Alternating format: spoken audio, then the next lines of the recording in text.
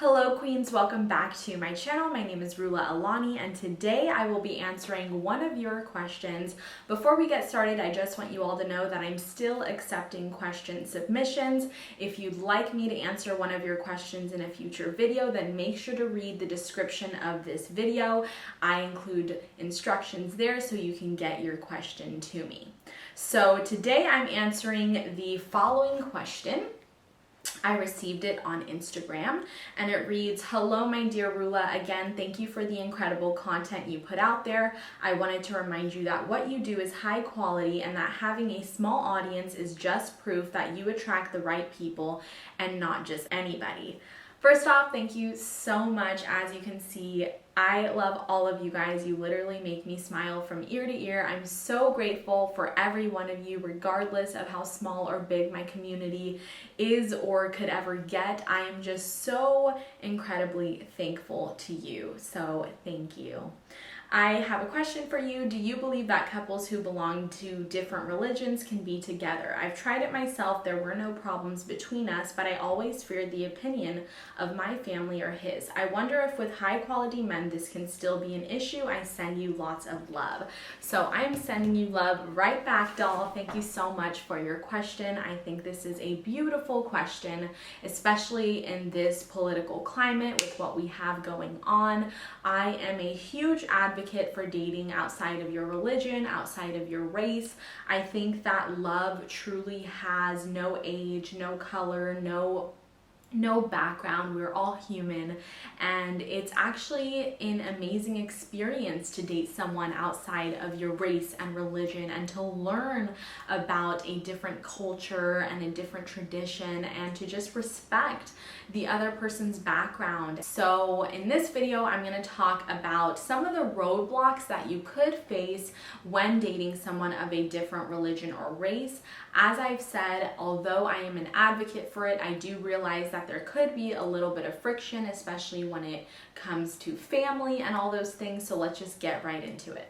So when it comes to high quality men, there are generally two categories, and those are new money and old money. So first, let's talk about new money. So someone who's considered new money is someone who's potentially a first generation college graduate.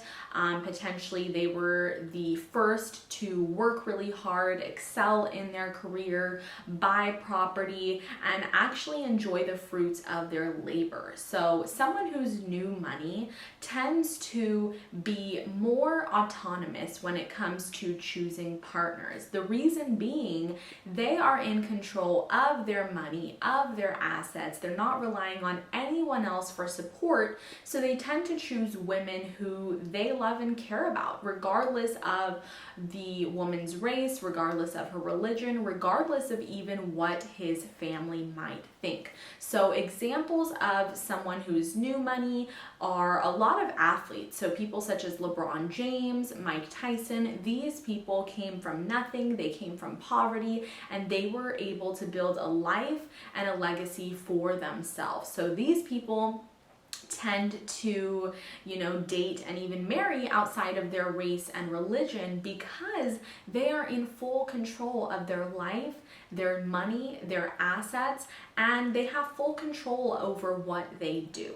Now, on the other hand, we have someone who comes from old money. And by old money, I mean someone who's born into wealth. So most likely, this man is going to be collecting an inheritance from his family, whether it be them passing down a business to him or property to him.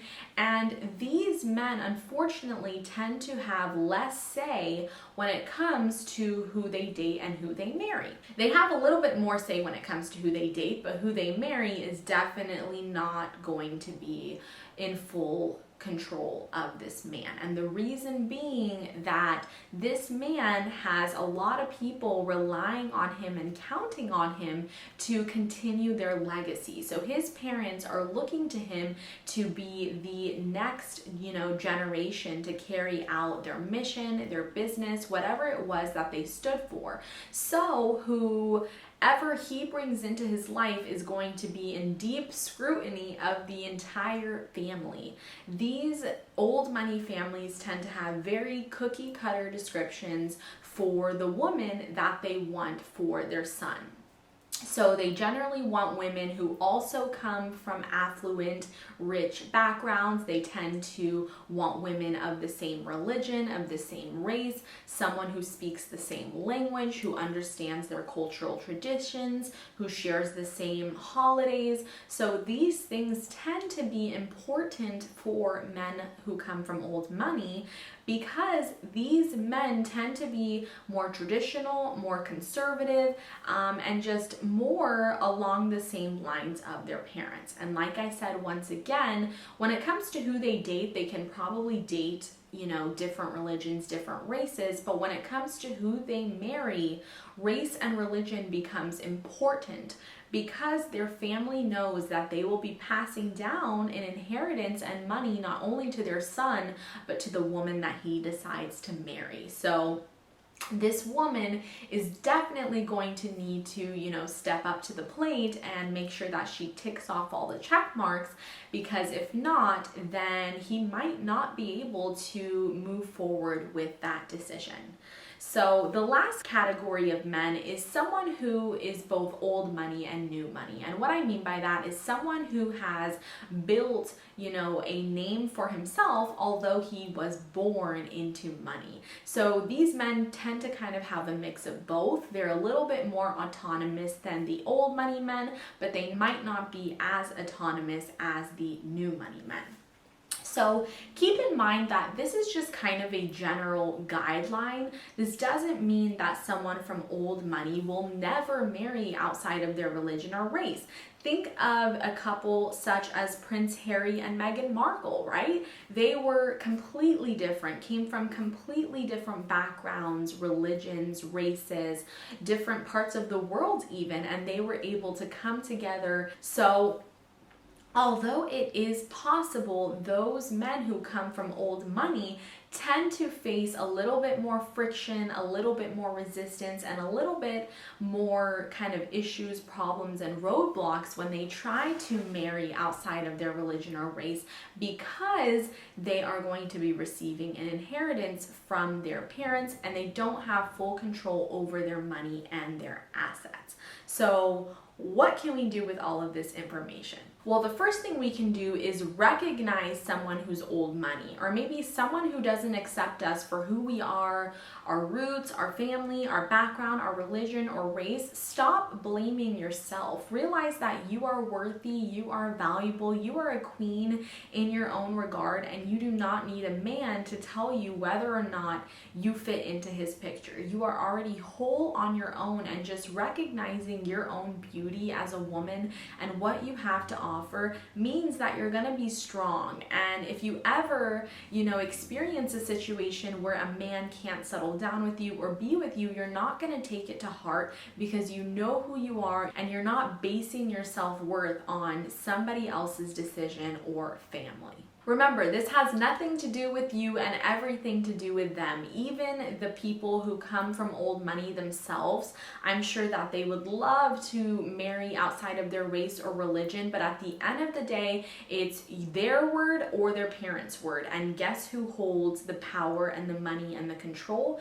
It's their parents. So they're going to end up going with what their parents say, regardless of if they're happy or not. But keep in mind, there are a few men who come from old money who go against the grain, who go against what their parents say because of their devotion and love. They may date someone or marry someone who comes from a poor background or different race, a different religion, and they're able to, because they stepped into their full power as a man, they stood up to their parents and they said, hey, I'm okay in losing out on inheritance or property. I am going to marry this woman regardless. At the end of the day, although being old money or new money has something to do with whether or not a partnership will work, it really has to do with the two people themselves. Do they respect each other? Do they communicate with each other? Are they mindful of the other person's traditions and cultures and holidays? Are they able to communicate even though they might have different different views? How do they see themselves raising children? If they want kids, are they going to raise them under a certain religion? Are they going to teach them, certain customs and traditions? This all depends on the relationship itself. Are both parties mature enough to just respect the other's religion without forcing them to convert? Remember, you should never force someone to convert into a religion. It should come from the other person. If they love you and they want to convert, great. But if you have to force them, that person is definitely going to have resentment and unspoken ill will towards you. So just keep that in mind. Now, remember, there are certain people who require their partner to convert before they get married. If this is about you, if this is something that you are facing or must deal with, that you live in a country or have a family that requires your partner to convert before you guys marry, you better have that conversation with people you're talking to or dating or seeing. It is crucial to let the people who are in your life know what obstacles they are going to need to go through, what hurdles they're going to need to jump over before they're able to get the gift of marrying you. So please communicate with the person you're talking to, the person you're dating, if you know that they will need to convert, or vice versa. And if not, just read between the lines. Look at that person in your life and study his or her family. Do they have relatives who married outside of their religion or race? Do they have someone in their family who had to convert in order to get married? Look at these patterns and it will definitely tell you what you need to know. Generally, people tend to follow the trend for what others in their family did. So if, other people in the family are dating outside of the religion and race, then you know that they will be able to do the same. Now, if you see that everyone is getting married to someone who looks the same, acts the same, has the same religion, then you will also know that this person most likely needs to marry someone within his same religion or race. Remember, it's better to get out of a situation where you're not welcome earlier rather than later when you are so attached and emotionally invested. And as I mentioned previously, when someone is just casually dating, race and religion tends to be thrown out the window. Nobody really cares about race and religion when it's casual, when it's short term, when it's just a hookup. But when someone is actually wanting to date you for the long term, for a serious relationship, for potential marriage and forming a family, that's when race and religion tend to be more important factors in what someone considers and who they are looking for. So I just encourage all of you ladies to always have a long-term mentality. Even if you think, oh, I'm in college, I'm still young, it's for fun.